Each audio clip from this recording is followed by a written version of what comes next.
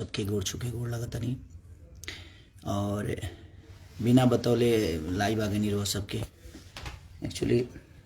अभी शूटिंग पे कब भैया हमार और कहीं एक बार बतियाली रहो सबसे कि बहुत ही इम्पोर्टेंट गाना आज कल रिलीज़ होके वाला बा 9 बजे दिन में सुबह रोलिंग के काफ़ी दिन से इंतज़ार लगो ऐसा सॉन्ग के कि जौन हम बहुत दिल से गाइबो करीले और ओके बड़ा रो सब पसंद भी करीले। झलकुटन फोक देहाती जौन हमनी के जौना विधा से हम यहाँ तक ले पहुँचल बनी रामायण महाभारत गा के वही टाइप के देहाती फोक जौन गाना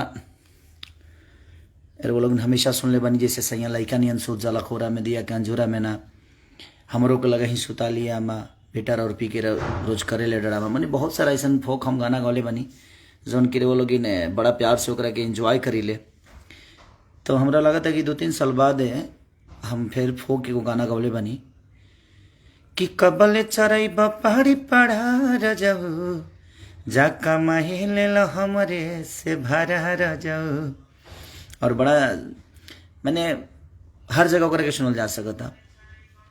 इसे जो हमनी के फोक जोन होला तो लोग जानते बनी कितना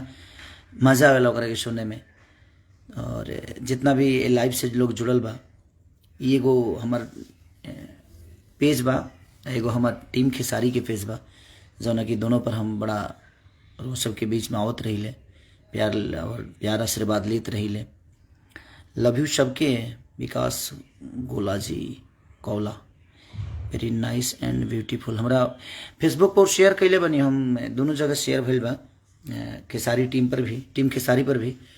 और ई जो आईडी से हम लाइव बनी था उना पर भी। तो जितना रोलन के प्यार आशीर्वाद मिलेला तो आदमी कोशिश करला कि कभी कभी वो से आके बात कर ली। और अन्नपूर्णा फिल्म से भी गाना बहुत प्यार वो लोग देता नहीं ब्लू बीट से आदि शक्ति से वेब से मैंने बहुत सारा गाना जहाँ जहाँ से रिलीज भइल बा अंकिता फिल्म से लेके जितना भी हमारे गाना रिलीज भइल बा और कृष्णा बेदर्दी के लिखल भी गाना जौन बाई और हमेशा हमारा और कृष्णा जी के जोड़ी एगो अद्भुत इतिहास की तरफ जब भी कुछ कैले बा आदमी कुछ अच्छा कैले बा तब रुआ गन्नायक के गाना रो लोग इतना प्यार आशीर्वाद देता नहीं कि हमारे सैया जी डाले पलानी में छोटका देवरा डालता दलानी में और कि मन करे छोड़ दी दीदिया गावे जाइल। बहुत प्यारा सॉन्ग जितना भी आदमी कैले बा और एगो खेसारी म्यूजिक वर्ल्ड से गाना हम ए होली के सबसे बेहतरीन गाना एगो शेड सॉन्ग होले बनी जौन की अक्षरा जी में काम कैले बड़ी एगो अक्षरा जी के कंपनी से भी गाना होता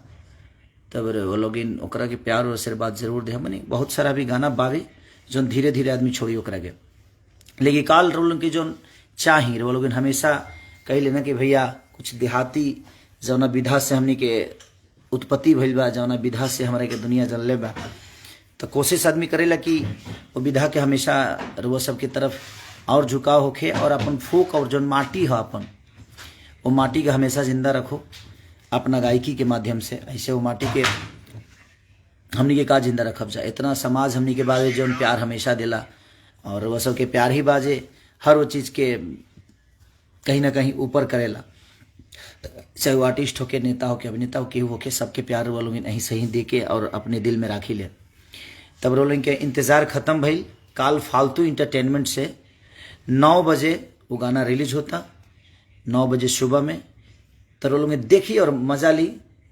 डीजे कितना मज़ा वो लोग लेते बनी लेकिन एक बार देखी देहात के और देहाती फोक का होला और वो लोग प्यार देव आशीर्वाद अगर ये गाना के वो लोग देव जगह हर गाना के दी ले तो हम कोशिश करब जब ओकरा तरफ मुँह मोड़ब आ थोड़ा सा हमरो मन करता वैसे ना अपना देहात के चीज़ के और उजागर कल जाओ जब आदमी ए लेवल पर वो लोग ला के खड़ा कर दिले बनी जहाँ से आदमी कुछ भी करे तो लोग के प्यार मिलेला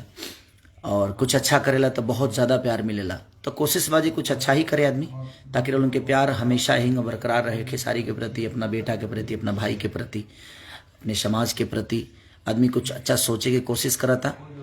अपना भाषा खातिर कुछ अच्छा करे के कोशिश करता, तय मेरे वो सबके सहयोग और प्यार और दुलार। और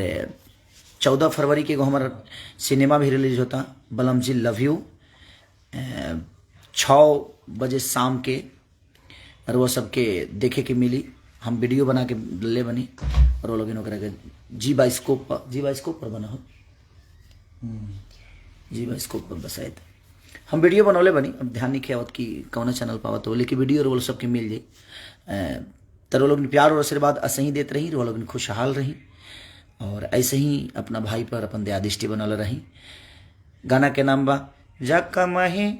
जाका माही ले हमारे से भरा रजऊ,